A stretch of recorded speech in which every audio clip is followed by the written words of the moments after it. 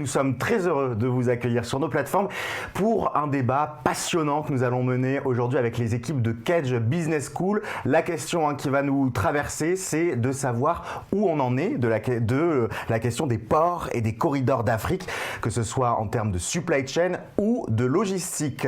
Alors il faut savoir que l'Afrique est à la croisée des chemins avec une forte croissance et une augmentation importante des flux intercontinentaux qui découlent de cette croissance. Et contrairement aux idées reçues, l'Afrique bénéficie d'une logistique performante et certains de ces ports font figure d'exemple comme Tanger-Med, Suez ou encore Durban et Port-Louis. Les secteurs logistiques, industriels et portuaires sont aujourd'hui en forte demande de compétences et il faut savoir que Kedge accueille à la fois des étudiants africains dans ses masters spécialisés en commerce international et logistique et puis des étudiants d'Europe et d'ailleurs. Alors la logistique en Afrique, c'est un développement important du flux avec l'Europe mais aussi de plus en plus avec l'Asie et l'Amérique du Sud.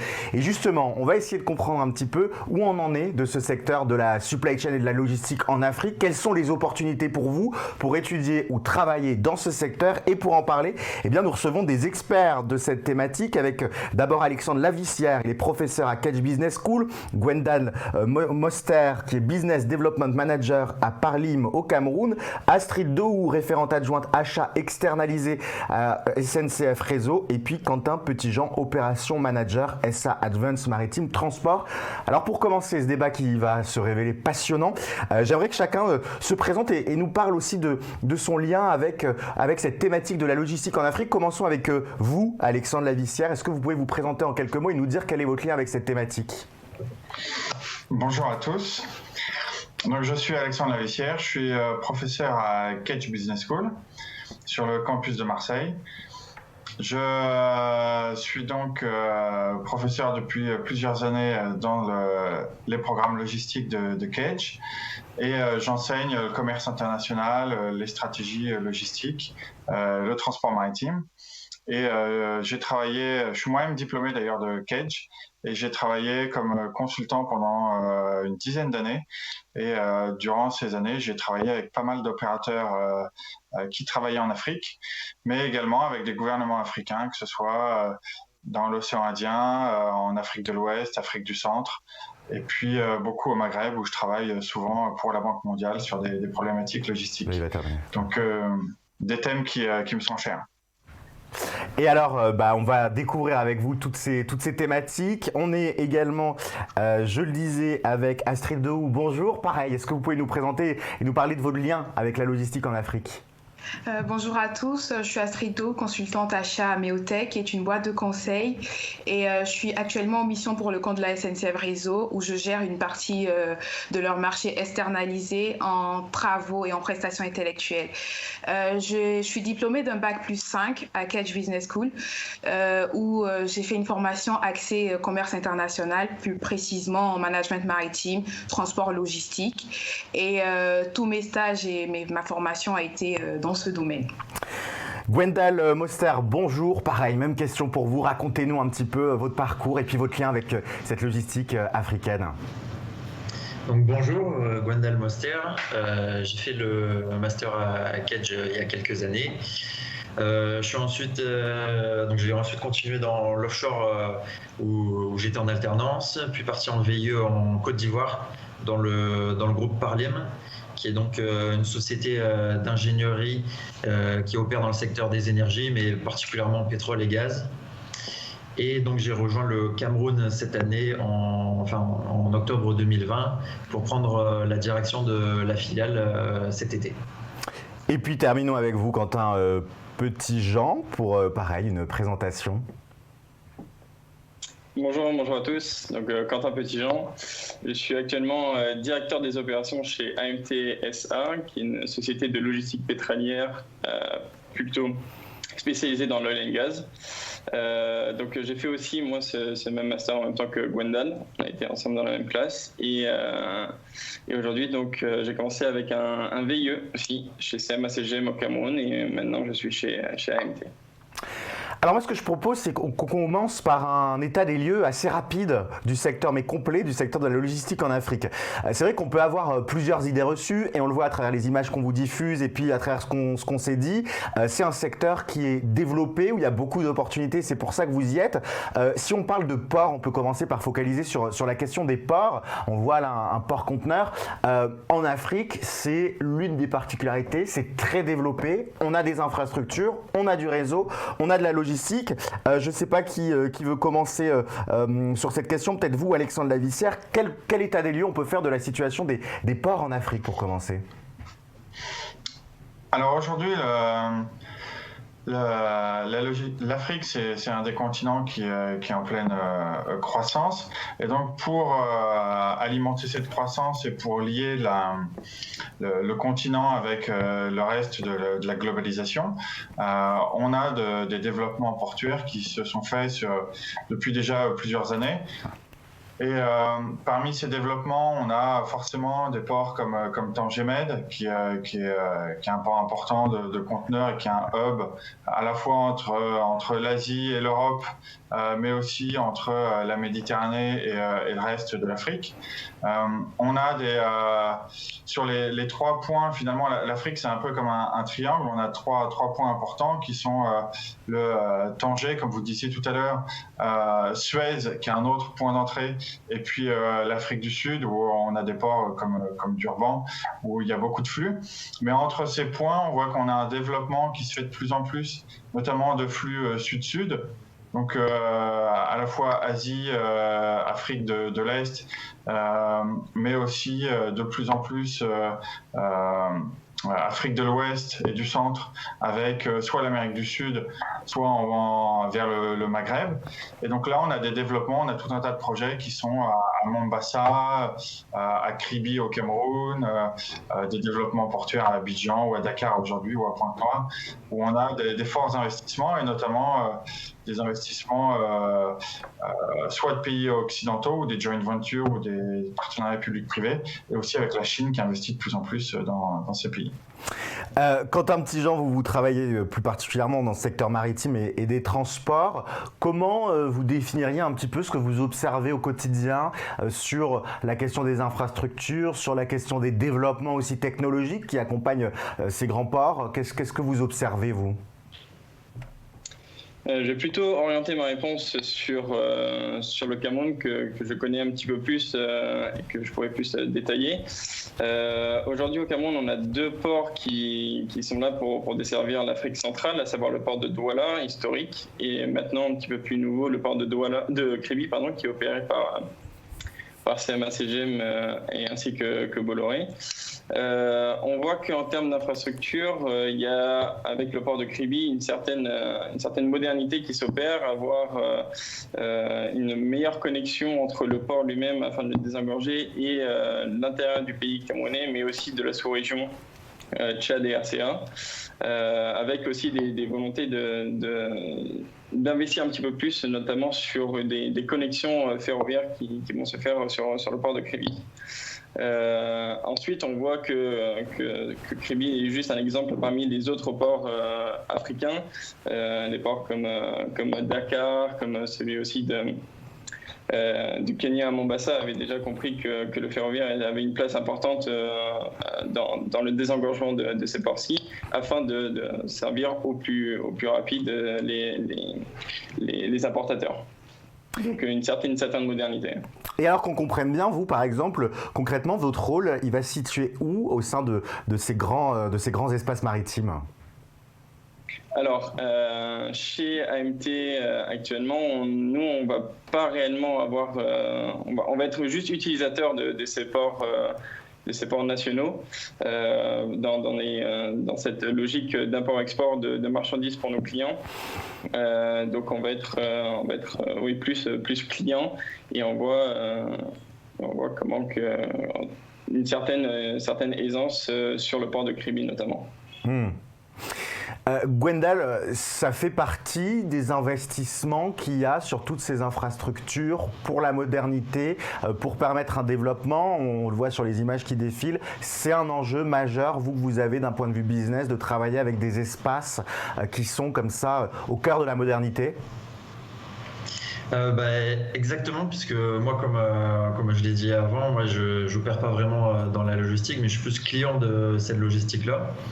Donc pour tous nos projets de construction, on doit faire venir du matériel dans le pays. Donc forcément, plus les infrastructures se développent, plus on va avoir un service fiable et de qualité, plus on va pouvoir mener à bien nos projets. Donc pour le cas du port de Kribi, on commence à voir déjà des changements pour nos projets. Quel type de changement concrètement? Qu'est-ce que vous avez vu comme évolution, vous, ces dernières années, entre le moment où vous avez travaillé, vous avez commencé dans ce secteur-là, et aujourd'hui, qu'est-ce qui a évolué dans le secteur portuaire? Alors moi, moi je vais comparer par rapport à ce qu'on m'a dit, puisque je suis nouveau au Cameroun, je suis arrivé en octobre, nous on a toutes nos habitudes à passer par exemple par le port historique de Douala que Quentin a expliqué, et on se rend compte que là il y a des problèmes d'engorgement au niveau du port, nos navires perdent du temps à l'arrivée, ce qui retarde nos projets énormément. Et donc on essaye de plus en plus le port de Kribi qui est un peu en eau profonde, donc qui est touché par les grandes lignes directement. On perd moins de temps, on a plus de fiabilité dans le service, et donc on arrive plus rapidement à récupérer notre matériel pour nos projets. Mais il y a un point, il y a aussi quelque chose qui est très important quand on questionne justement la thématique de la logistique dans les pays africains, c'est qu'on parle beaucoup aussi des enjeux d'urbanisme, de construction, de développement, notamment des infrastructures. Astrid, je ne sais pas vous de votre expertise, c'est un enjeu, c'est-à-dire que si on veut une supply chain, une logistique qui soit performante, il faut aussi avoir derrière des enjeux d'infrastructures qui sont performants. Bien évidemment, malgré qu'on assiste à un essor en Afrique des échanges, on peut dire à ce moment que les infrastructures ne répondent pas forcément à ce bond économique auquel on assiste. Parce que du point de vue ferroviaire et routier, on assiste toujours à certaines lacunes, comme par exemple au Bénin où, malgré que le port y soit assez compétitif, il y a toujours ces problèmes routiers auxquels on assiste, les problèmes d'accidents, la réfection des routes qui est un enjeu assez considérable, et depuis un temps l'État essaye certes d'investir dans ce type de transport, mais toujours est-il que l'évolution n'est pas aussi considérable que ça. Et on le voit d'ailleurs, c'est un enjeu qui est pris en compte par certains États. On peut prendre l'exemple de la Côte d'Ivoire par exemple, qui alloue 7% de son budget aux infrastructures. Je ne sais plus qui de vous a parlé de Côte d'Ivoire et il y a été un temps en Côte d'Ivoire.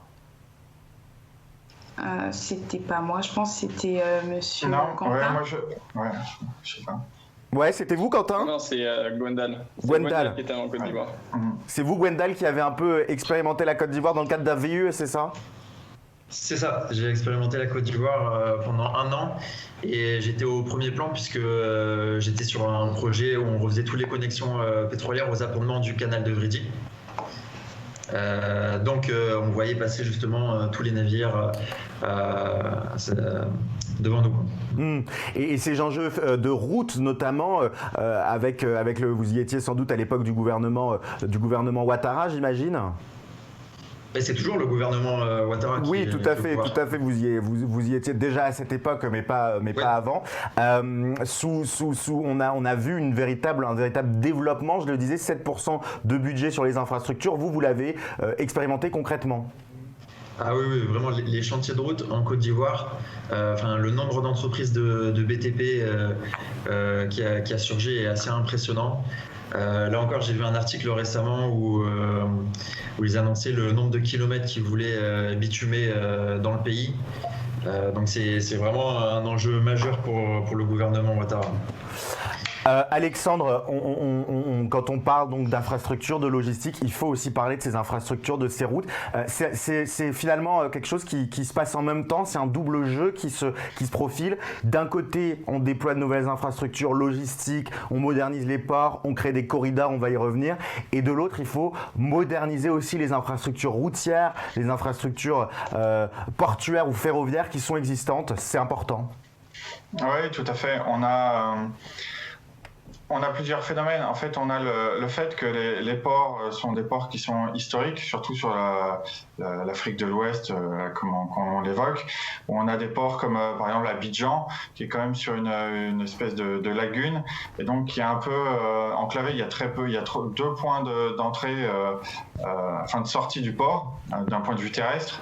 Et en fait, après, on arrive directement dans la ville. Dakar a le même problème. Lagos, c'est encore pire, où en fait, c'est complètement... en fait, le port est dans la ville et donc on a un premier point de blocage au sortir du port. Donc là, on a tout un tas de travaux qui sont faits pour justement désengorger.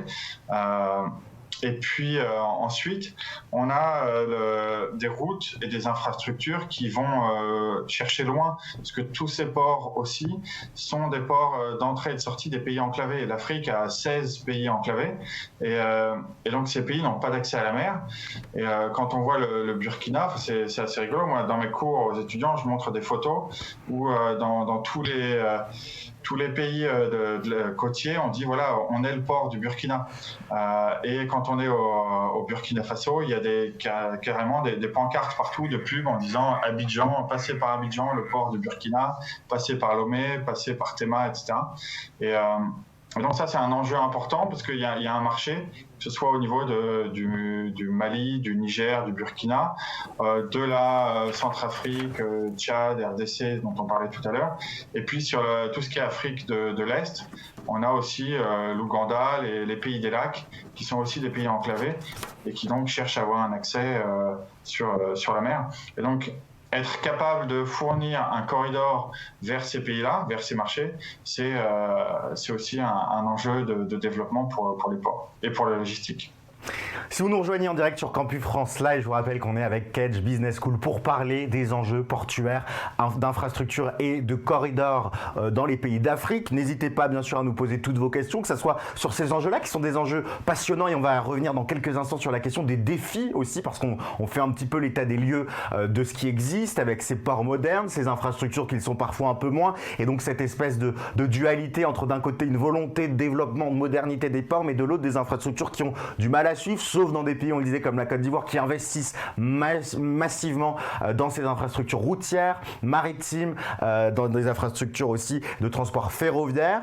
Et puis, donc, il y a ces défis, il y a ces enjeux, donc n'hésitez pas à poser toutes vos questions là-dessus. Alexandre, on va continuer avec vous. Parlez-nous aussi de cette question des corridors. Qu'est-ce qu'on appelle des grands corridors en logistique et en quoi ça peut être un enjeu pour les pays d'Afrique ? Alors les corridors, c'est un petit peu ce que je commence à évoquer, c'est l'accès à un marché, à un hinterland, c'est-à-dire au marché, oui.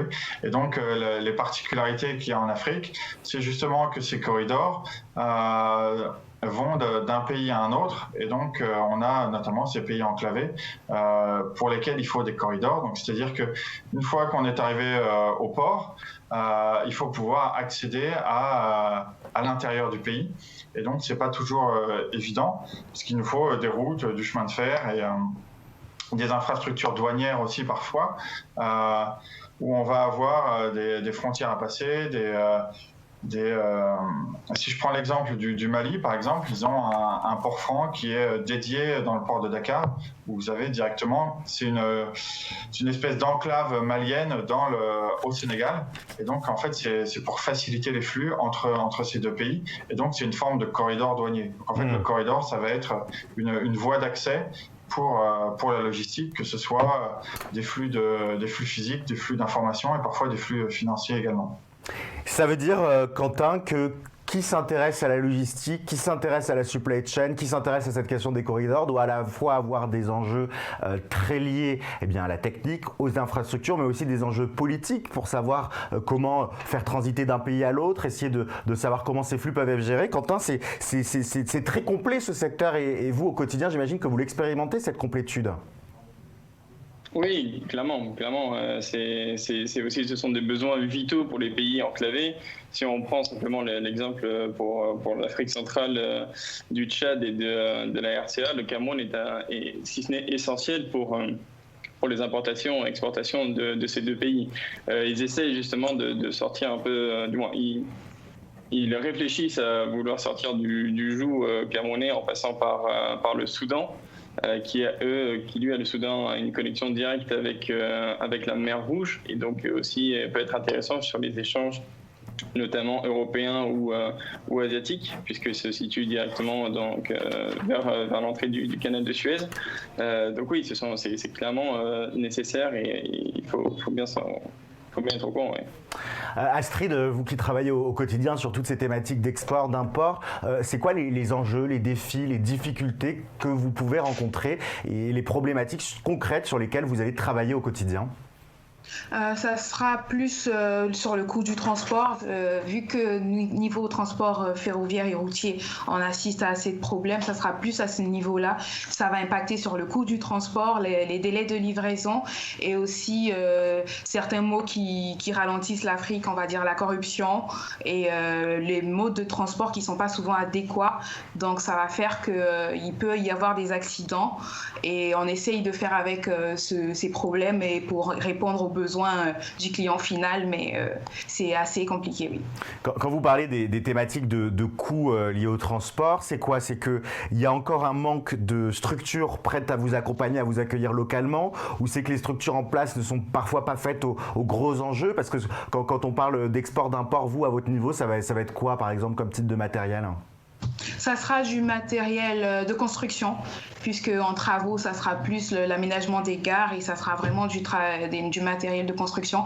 Et faut savoir que ça a son type de conteneur, et souvent on est dans du overload, les conteneurs de grandes marchandises, et du coup il faudrait s'adapter et avoir le type de conteneur qu'il faut avec. Et en termes de coût de transport, c'est un peu plus coûteux que les autres types de conteneurs. Et ça, les infrastructures sur lesquelles vous travaillez, elles sont prêtes à recevoir autant de marchandises, des overloads dont vous parlez, donc qui sont des très grandes structures. Ça se fait facilement, ou c'est toujours des complications, trouver le bon interlocuteur, la bonne entreprise pour recevoir tout ça ? Forcément, ça pose des problèmes, et c'est pas aussi facile que ça. Il faut toujours faire une étude approfondie et trouver quelle entreprise peut répondre à notre besoin au préalable. Mais c'est vraiment pas un process qui est bien établi et assez facile à respecter. Gwendal, c'est le même type de problématique face auquel vous devez faire face, parfois des process à réinventer, des interlocuteurs nouveaux à trouver, c'est ça que vous pouvez voir ?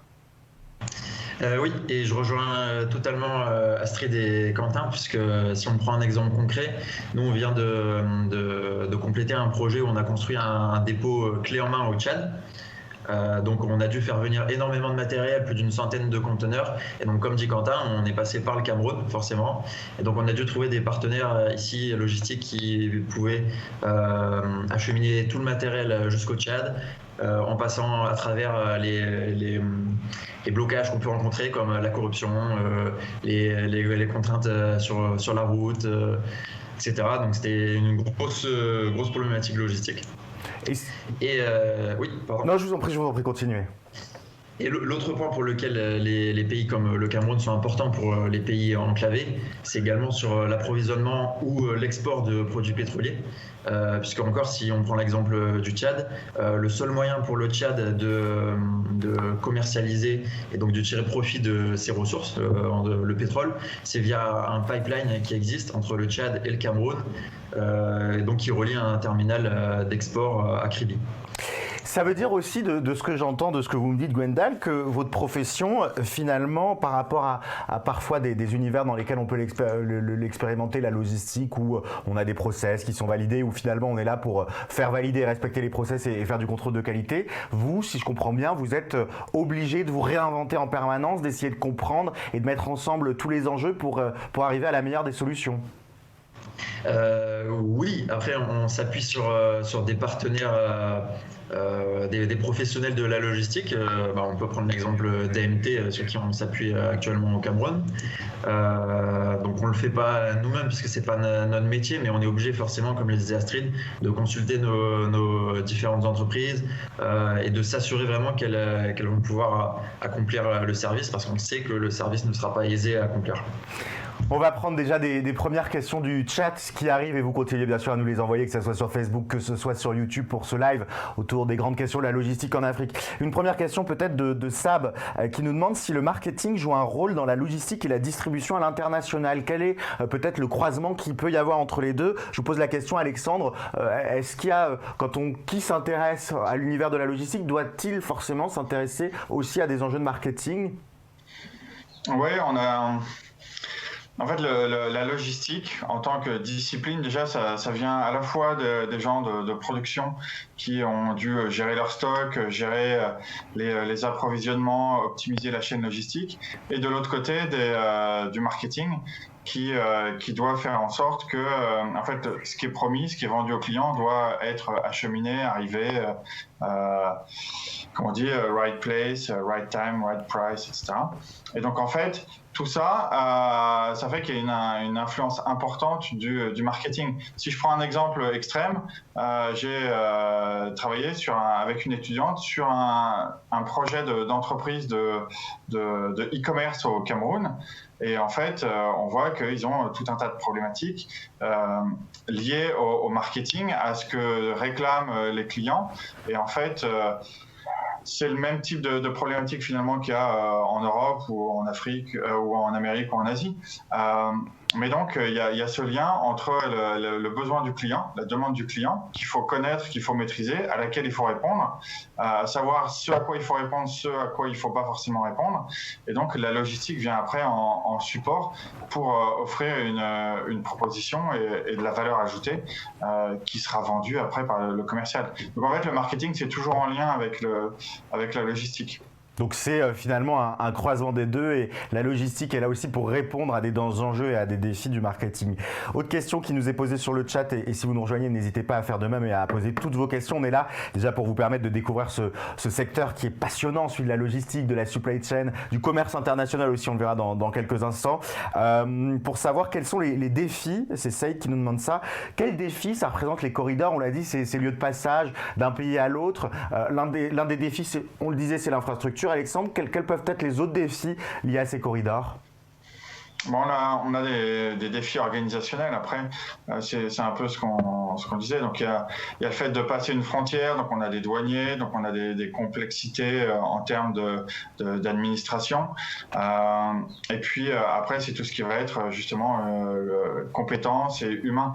Et c'est pour ça que nous, on essaie aussi de former des managers qui sont capables de répondre à ces défis, que ce soit des Africains qui viennent chez nous et qui ensuite reviennent avec des compétences qui sont croisées entre celles qui sont de base chez eux et celles qui vont apprendre à Kedge, mais également avec des managers français qu'on envoie ou d'ailleurs européens qui vont venir travailler en Afrique et qui ont des best practices, qui ont tout un tas de méthodes et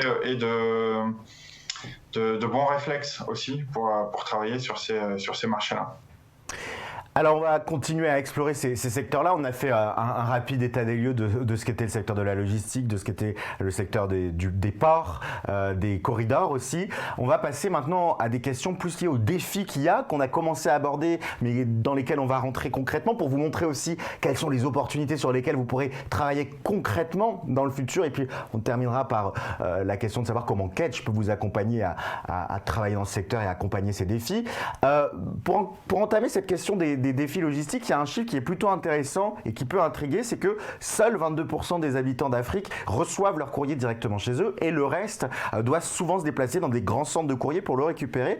Est-ce qu'on n'est pas là dans un premier défi à l'heure où on commence à parler d'e-commerce, notamment dans pas mal de pays, et vous le disiez à l'instant Alexandre, peut-être Astrid, quel est votre regard là-dessus? C'est vrai que quand on se dit qu'il y a un transport de courrier que pour 22% de la population, s'imaginer des distributions d'e-commerce qui seraient généralisées, ça peut paraître lointain et pourtant ça va devenir une réalité. C'est quoi? Il y a une espèce de dualité qui se forme comme ça? Oui, déjà, le fait que 22% des ménages puissent avoir accès à leur courrier, c'est déjà pas mal. Mais dans un premier temps, il faudrait déjà penser global avant d'agir local, dans le sens où chaque pays a sa réalité. Et il y a déjà 2 problèmes qui ralentissent cet enjeu. Ça sera l'identification des maisons. En Afrique, il faut dire que si on doit repérer une maison, c'est grâce à un repère et c'est pas forcément grâce à un lieu dit ou quelque chose comme ça. Du coup, dans un premier temps, ça sera l'identification des ménages et dans un second temps, c'est permettre à la population d'accéder à ces centres de courrier, dans le sens où il y a peut-être un seul centre de courrier pour 2 ou 3 localités. Donc, ça serait essayer de répartir ces centres de courrier dans chaque localité et après, pourquoi pas procéder à la distribution des courriers dans chaque ménage. Ça, vous avez le sentiment, Astrid, que c'est quelque chose qui est en cours, qu'il y a déjà des réflexions dessus ou il y a encore beaucoup de travail à faire sur ce niveau global dont vous parlez ? Je dirais que c'est en cours parce que dernièrement, quand j'ai été en Afrique, principalement au Bénin, mon pays d'origine, l'identification des ménages était déjà en cours et le président de la République essaye vraiment d'investir dans ce type de secteur.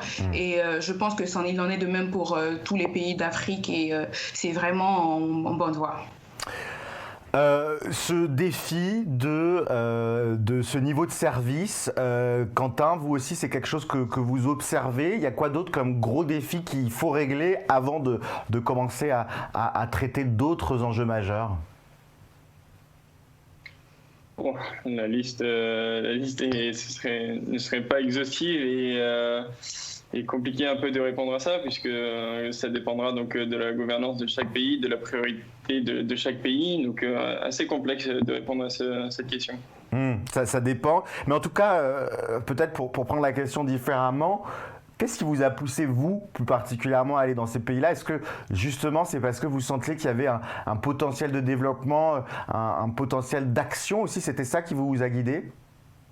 Clairement. Moi, je viens de Madagascar et donc touché aussi par ces différentes problématiques de logistique et de développement interne des infrastructures. Donc, suite à ce master chez Kedge, ma volonté était de revenir sur le continent africain. Donc là, je rentre par le Cameroun et je vois qu'il y a beaucoup de choses à faire d'un point de vue procédure logistique et d'amélioration de l'infrastructure. Essayer d'être via les sociétés que nous représentons, être acteur ou moteur sur le développement des infrastructures dans ces pays, montrer au gouvernement que pour développer les pays, on peut être là, on peut être force de proposition. Donc oui, on voit un fort potentiel et c'est notamment la raison pour laquelle je suis venu retourner sur le continent africain. Et vous, Gwendal, il y avait aussi cette question du potentiel qui existait, qui pouvait vous intéresser, vous motiver ? Totalement. C'était pareil que Quentin. Moi, j'étais jamais venu ici, donc j'étais déjà attiré par la nouveauté. Et oui, en plus, quand on regardait le potentiel de développement des différents continents, l'Afrique apparaissait en tête, je pense, pour les prochaines décennies. Donc c'est très attractif et très challengeant. Il y a la question du e-commerce et vous avez commencé à en parler, Alexandre. On en est où concrètement du e-commerce et de son déploiement en Afrique ? Est-ce qu'il y a déjà des initiatives qui existent, des entreprises ? Comment ça se passe ? Oui, il y a déjà des entreprises, comme je disais. On a étudié, nous, une entreprise qui est au Cameroun, donc elle a des défis qui sont en termes de route, de fiabilité, parfois de délai avec des conteneurs qui peuvent être bloqués sur des imports, qui sont bloqués au port, ils savent pas trop où ils sont. Mais on a tout un tas d'outils qui se mettent en place. Et si je compare, si je reviens un petit peu sur ce qu'on disait tout à l'heure sur l'adressage, finalement, nous, aujourd'hui, en Europe et globalement dans les pays dits du Nord, on en revient à dire le dernier kilomètre, c'est ce qui est le plus compliqué. Et pour optimiser les flux, on va dans des points relais. Donc, j'ai envie de dire, il y a des entreprises qui sautent déjà ce pas-là en disant on va avoir des espèces de points relais par village, et en fait les gens viendront directement chercher leurs produits. On a aussi l'impression qu'il y a peu d'infrastructures en termes informatiques, etc. Mais on a pas mal de startups aussi au niveau supply chain, alors sur tout ce qui va être maritime, corridor, mais aussi logistique, qui se développe. Et en fait, il y a tout un développement de tous les paramètres qui font que la logistique peut se développer vite. Même chose sur les paiements avec le téléphone. J'étais au Kenya il y a 2 ou 3 ans, et juste avant d'y aller, il y avait des gens qui me disaient voilà, on est en train de travailler sur étant donné que la puce du téléphone c'est la même que la puce de la carte bleue, plus ou moins, on réfléchit à comment on peut faire pour payer avec le téléphone, etc. C'est l'avenir. Et en fait, quand j'étais au Kenya, je me suis rendu compte que tout le monde payait avec son téléphone. Et en fait, je me suis dit, mais en fait, ils sont en avance. La solution, elle n'est pas dans la tête de nos super ingénieurs en France, elle est directement en Afrique. Et il y a pas mal de choses comme ça qu'on voit pas parce qu'on les regarde pas, et on a des solutions qui existent déjà en Afrique. Et justement, peut-être une question là-dessus, c'est la révolution digitale qui est partout et aussi là-bas, et vous venez de le faire. Quel est l'impact? Comment ça peut impacter vous, vos manières d'agir, vos manières de travailler? Je me retourne vers vous, Quentin. Cette révolution digitale, qu'est-ce qu'elle va faire? Qu'est-ce qu'elle va avoir comme impact? Alors spécifiquement dans mon domaine d'activité, pas un impact très important parce qu'on va nous opérer avec quelques clients déjà connus et surtout du moins établis au Cameroun. Donc on va plus renforcer ce côté relationnel et pas réellement digitalisation. Si je me permets de faire simplement une aparté pour parler de SAMA ou d'autres compagnies maritimes, on voit un développement de l'e-commerce où maintenant les bookings se font directement sur la plateforme logistique, sur la plateforme internet. Et donc, plus besoin de passer d'un opérateur physique à un autre opérateur physique. Juste par Internet, cela se fait directement. Question du chat de Sab, peut-être pour vous Alexandre. En parlant du e-commerce, est-ce qu'il y a des futurs projets de développement de logistique qui facilitent ou bien qui accélèrent la distribution de marchandises entre les continents? Donc, les corridors d'une certaine façon. C'est une question assez large. Tout ce qui va faciliter les flux va faciliter les échanges entre les continents. On a aujourd'hui le continent africain est quand même moins bien desservi il n'est pas directement sur les grands axes qui sont Asie, Europe, principal axe maritime de transport international, et puis après Asie, Amérique du Nord et Europe, Amérique du Nord. Mais avec des hubs, des ports importants qui vont permettre des transits qui vont être moins chers aussi, on a un développement petit à petit, une intégration des pays africains vers ce jeu de la globalisation, de la mondialisation. Et donc on a forcément tout un tas d'infrastructures qui permettent de faciliter ce e-commerce. On n'a pas beaucoup parlé des enjeux d'aviation, de développement des aéroports. Est-ce que c'est un enjeu? Est-ce que c'est moins un enjeu? Comment ça se passe? Je ne sais pas qui aurait cette vision-là de l'aviation et de l'impact que ça peut avoir, qui aurait été en lien avec ça parmi vous tous. Oui, Alexandre. Un petit peu. Quand j'ai travaillé avec l'aéroport avec l'aviation civile marocaine. En fait, ils ont développé un hub à Casablanca qui permet de faciliter les échanges entre l'Afrique et l'Europe. C'est-à-dire qu'avant, vous aviez, je ne vais pas prendre de mauvais exemples, mais dans certains pays, c'était difficile de faire, par exemple, Paris, certains pays africains, parce qu'il n'y avait pas une liaison tous les jours, etc. C'était des longs courriers un peu plus chers. Et en fait, aujourd'hui, il suffit d'aller à Casablanca. Donc, on peut venir de toute l'Europe vers Casablanca. Et puis après, on est dispatché, on change d'avion. Et on a des vols réguliers quasiment tous les jours vers toutes les grandes capitales africaines. Donc ça, c'est un premier point. Et il y a quelques semaines ou quelques mois, il y a un accord qui a été signé aussi entre les pays d'Afrique de l'Ouest pour avoir une espèce de open sky, c'est-à-dire un marché libéralisé du transport aérien. Alors aujourd'hui, avec le Covid, c'est un peu compliqué, mais on a ces aspects-là. Ensuite, je prends aussi souvent l'exemple des drones. Au Rwanda, on a des livraisons par drone qui se font sur des produits médicaux. C'est de l'aviation civile, c'est pas de l'aéroportuaire. Mais en fait, on a des endroits qui sont un peu reculés. Et en fait, aujourd'hui, on a des entreprises en France qui cherchent à développer des projets de drones dans le médical, le biomédical, etc. Et en fait, c'est pareil, on a des exemples qui existent et qui sont fonctionnels dans un contexte un peu particulier où il y a moins d'urbanisation. Et donc, c'est des problématiques d'aviation civile où là encore, le continent africain en avance sur nous.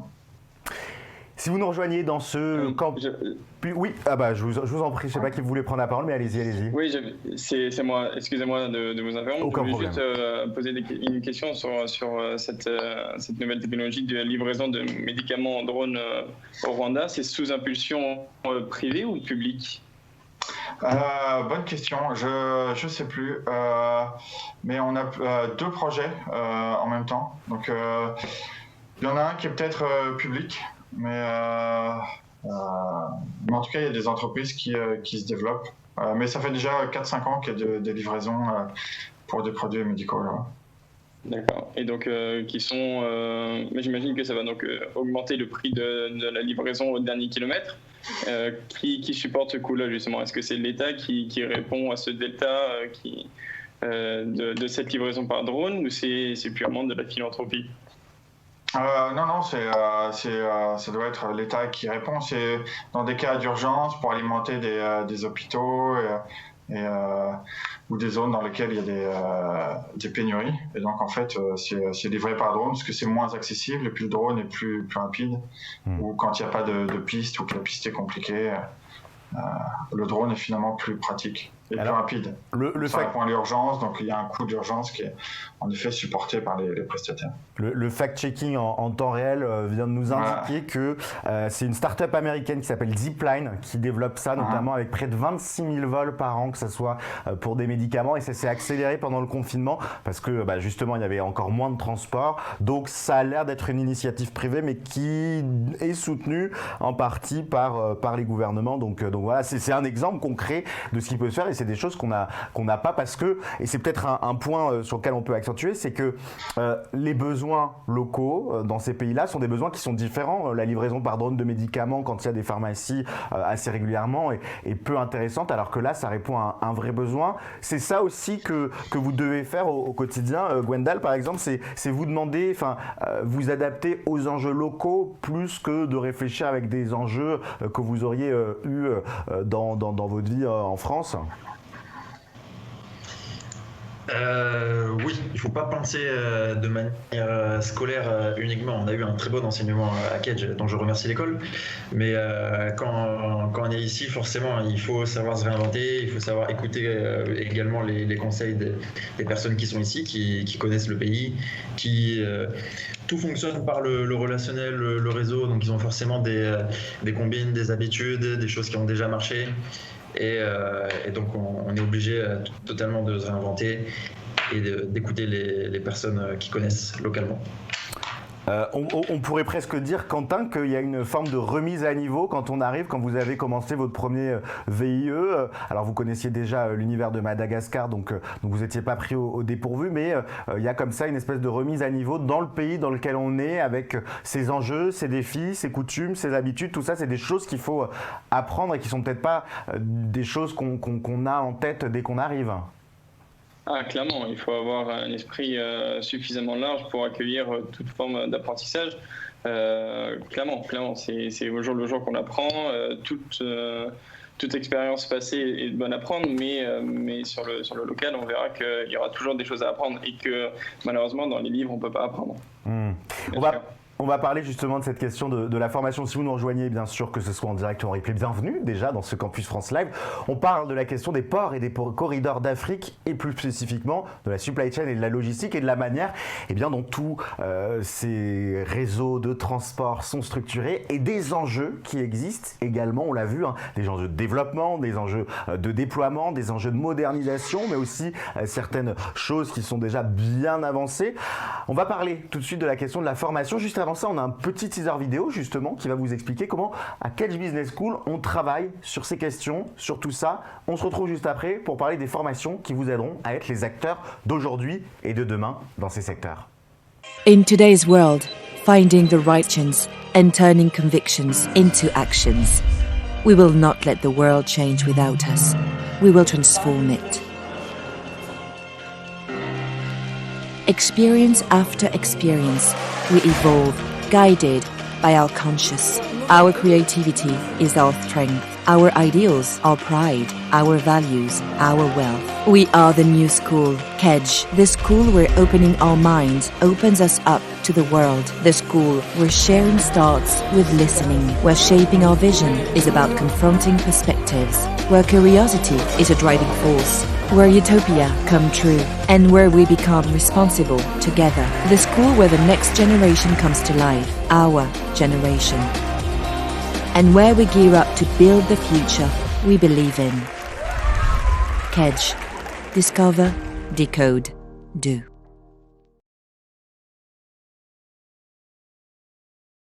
On va poursuivre et on va continuer sur la question de la manière dont on peut se former aux enjeux de logistique africaine chez Kedge. Déjà, peut-être on va commencer avec vous, Alexandre. Quelles sont les différentes formations qui sont proposées et qui permettent de travailler dans tous ces secteurs en Afrique? Il y a de la logistique, il y a de la supply chain, du transport, du commerce international. Racontez-nous un petit peu cette offre de formation spéciale Kedge Business School. Alors, on a plusieurs masters et des bachelors.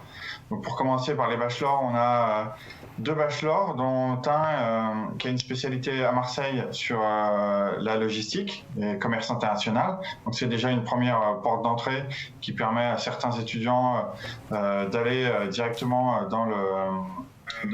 se confronter au monde du travail et parfois avant de revenir faire un master, dont certains étudiants étrangers, notamment africains, qui sont dans ce bachelor et qui, pour certains, restent en France, pour d'autres retournent en Afrique. Ensuite, on a au niveau master, on a un master qui est plutôt orienté supply chain, qui est à Bordeaux. Donc ça, en général, c'est plutôt de la logistique industrielle. Ou du moins, c'est des logisticiens qui vont travailler dans les industries. Et puis, on a un master en commerce international et surtout, on a le master ITL, International Trade and Logistics, qui est un master dédié au transport international, à la logistique et qui a une composante maritime forte. Il est d'ailleurs classé dans le top 10 mondial pour les masters en management maritime. Et puis, il est dans les meilleurs masters en termes de commerce international. Une fois que les étudiants ont fait ce master, en général, ils travaillent chez des prestataires logistiques ou dans l'import-export. Et donc, souvent, on va retrouver des étudiants. Enfin, si je pense au lien avec l'Afrique, puisqu'on a aussi des étudiants qui viennent de tous les continents, on va retrouver les étudiants africains qui soit restent un peu en France pour avoir une première expérience et avant de retourner dans leur pays d'origine ou dans un pays limitrophe en Afrique, ou certains qui vont rester en France. Et puis on a quand même pas mal de nos étudiants qui travaillent pour des entreprises souvent françaises dans des pays africains, que ce soit dans des compagnies maritimes, en import-export ou chez des logisticiens. Gwendal, racontez-nous vous un petit peu quel a été votre parcours au sein de Kedge. Moi, mon parcours au sein de Kedge, il a été bref mais efficace. J'ai juste fait la dernière année du master dont le docteur Lavissière a parlé. ITL. Voilà, c'est ça. Puisque j'avais déjà fait un master en droit des affaires avant. Donc j'ai juste fait l'année de spécialisation, mais je pense que c'est l'année qui est vraiment très importante. Donc j'ai pu apprécier vraiment la qualité des enseignements, puisque c'est des enseignements à la fois divers, ce qui nous permet d'acquérir une certaine polyvalence, mais également spécialisés. Donc dans la logistique, dans le secteur portuaire, le commerce international, etc. qu'on peut appliquer maintenant dans le monde professionnel et en expatriation. Ça va être quoi concrètement les cours que vous avez suivis? Qu'est-ce que vous avez retenu finalement de cette formation? Les cours qu'on va avoir, bon, je ne vais pas tous les citer puisqu'ils sont sur le programme, mais c'est on parlait des ports, on a des cours en stratégie et management portuaire. Pour le coup, ça, on s'en sert beaucoup. Les cours forcément sur le transport, le commerce international avec tout le système des incoterms, etc. Et si je puis dire, vraiment le clou de l'année, c'est l'étude de cas final qui est soumise chaque année aux étudiants, qui est une problématique réelle d'entreprise. Et vous aviez travaillé sur quoi, vous, par exemple? Comment? Vous aviez travaillé sur quoi, vous, par exemple?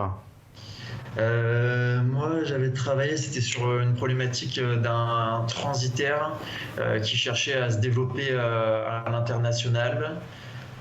Donc ça a supposé les études de marché, potentiellement la création de filiales, etc. Ça passait également par l'optimisation de son activité actuelle, donc l'optimisation des flux sur les zones où il opérait déjà. Et il y avait également une problématique logistique vraiment pure entrepôt, donc sur la création d'une zone logistique avec entrepôt, livraison, etc. dans un pays à l'étranger. Ça illustre, Alexandre, peut-être le fait que plus que dans d'autres thématiques, qui s'intéresse à la supply chain, à la logistique, au transport, doit avoir énormément de pratiques, de concret, de terrain pour être finalement un couteau suisse et prêt à tout au moment d'arriver sur le marché de l'emploi. Alexandre? Oui, exactement. Et en fait, la pédagogie, elle se fonde aussi sur cet aspect-là. D'une, on a une partie de nos professeurs qui sont des professionnels en activité et qui viennent en fait partager, que ce soit des gens qui travaillent au Grand Port Maritime de Marseille, des consultants, des managers d'entreprises logistiques, et en même temps une bonne partie aussi des profs que moi ont travaillé avant dans le secteur de la logistique, parce que c'est des secteurs où, comme on le disait tout à l'heure, être simplement théorique, c'est bien, mais ça suffit pas. Quand on fait un calcul théorique pour dire voilà, j'ai tant de colis qui rentrent dans mon conteneur, quand ça rentre pas, on fait quoi? Et donc c'est là où il faut être capable aussi de s'adapter et de trouver des solutions concrètes qui fonctionnent et qui répondent aux besoins.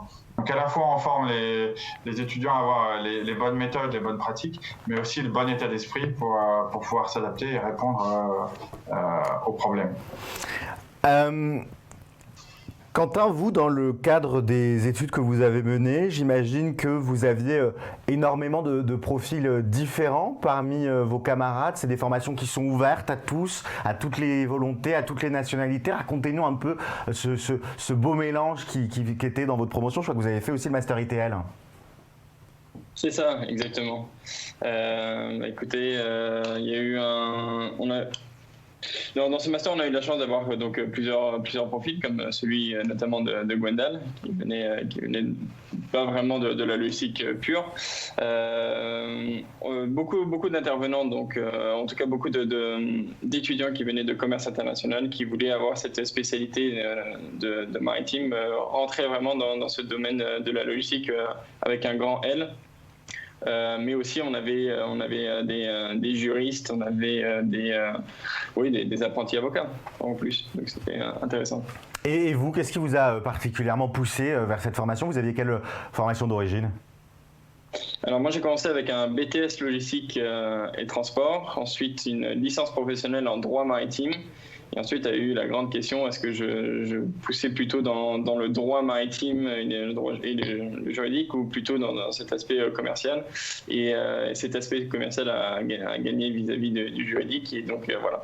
Donc tourner plutôt vers la vente et l'organisation logistique. Et qu'est-ce que vous avez appris concrètement dans le cadre de cette formation? Quels souvenirs vous en gardez sur que ce soit les savoir-faire, les savoir-être? Qu'est-ce que ça vous a appris, vous qui aviez déjà du coup une belle connaissance de ce secteur-là, pour dès le baccalauréat vous êtes penché sur cette question logistique? Beaucoup de choses.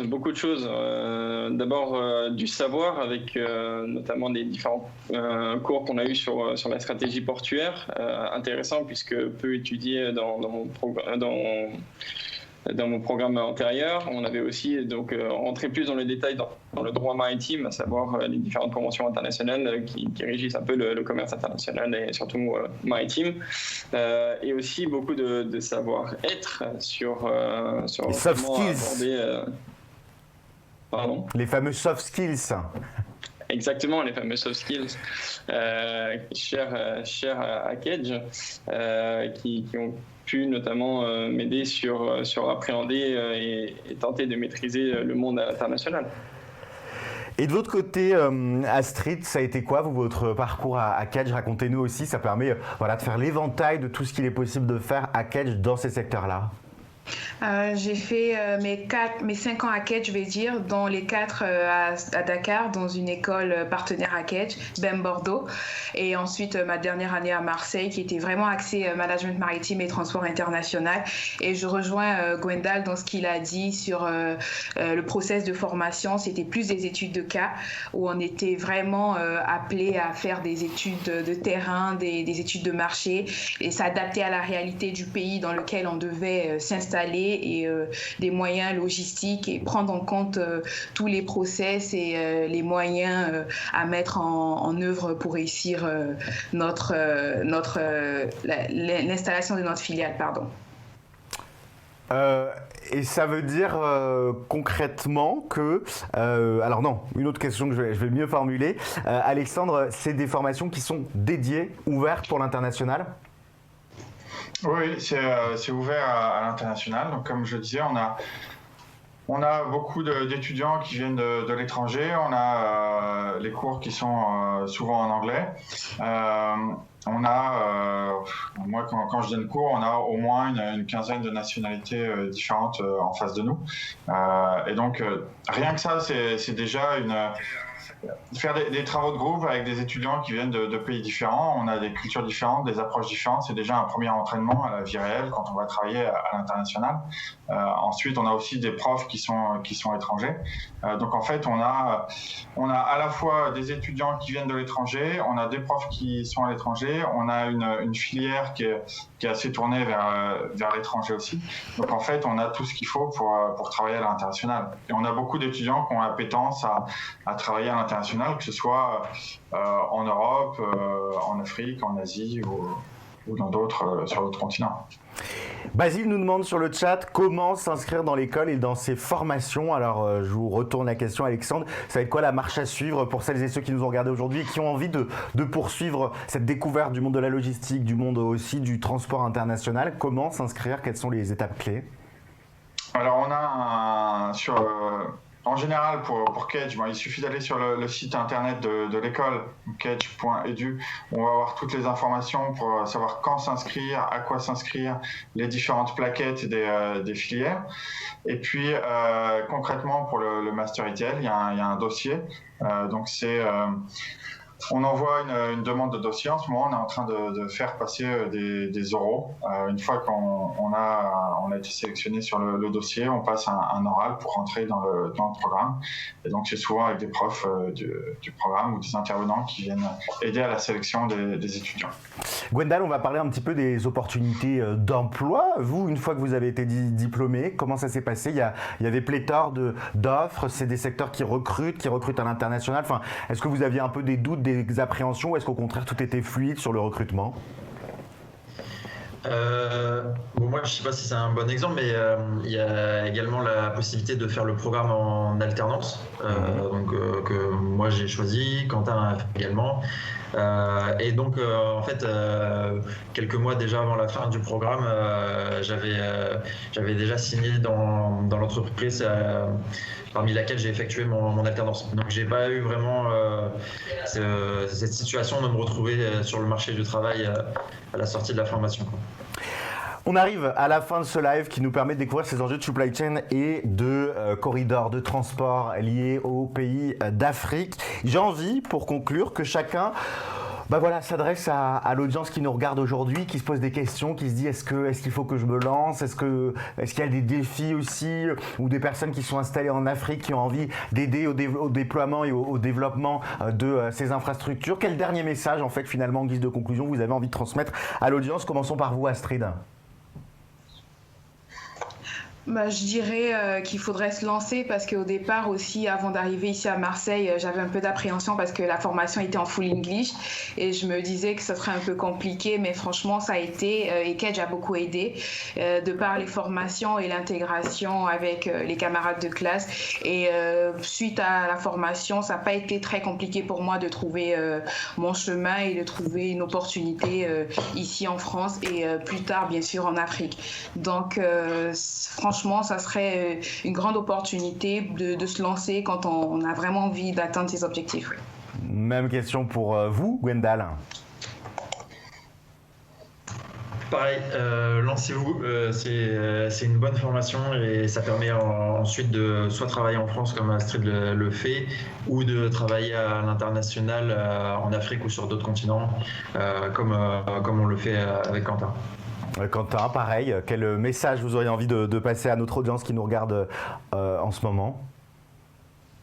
Je pense que le mot commun, ce serait de oser.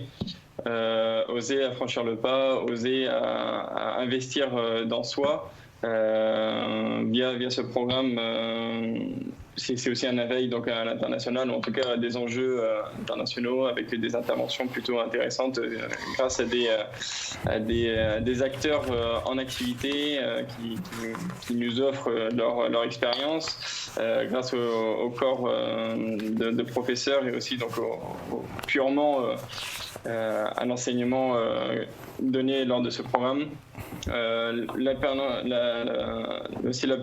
Le fait de pouvoir faire ce programme en alternance pour moi a été vraiment très important, d'avoir un pied directement dans le monde du travail et faire ce lien entre études et en tout cas théorie et pratique est vachement intéressant et rend les cas d'études beaucoup plus concrets. Et voilà, pour tout ça, oser. Et ben voilà, oser, le mot de la fin il est pour vous, Alexandre. Eh bien, aujourd'hui, le développement économique passe par la logistique, que ce soit international ou pas. Enfin, c'est ce qui permet aussi de connecter tout le monde. Et donc, c'est un des masters à Kedge qui est, comme je disais tout à l'heure, dans le top 10 mondial. Donc, si vous voulez tenter l'aventure, si le commerce international vous intéresse, la logistique, c'est un des points d'entrée dans lesquels il y aura toujours des débouchés. Et donc, nous, on offre les formations qui permettent d'être un acteur important de ce secteur. Eh bien, merci à tous les quatre pour vos belles interventions et vos partages de parcours. Si vous avez envie d'en savoir plus sur toutes ces thématiques et sur l'offre de formation de Kedge, n'hésitez pas à aller sur le site internet kedge.edu.edu pour en savoir plus et pour découvrir les parcours. On l'a vu en tout cas, beaucoup d'enjeux, beaucoup de défis, beaucoup de réalisations et puis une forme d'humilité et d'habitude du terrain et de mise à niveau sur le terrain. C'est tout ce qui caractérise finalement ces grands enjeux. Merci beaucoup d'avoir suivi ce nouveau live Campus France Live et à très bientôt sur les réseaux sociaux.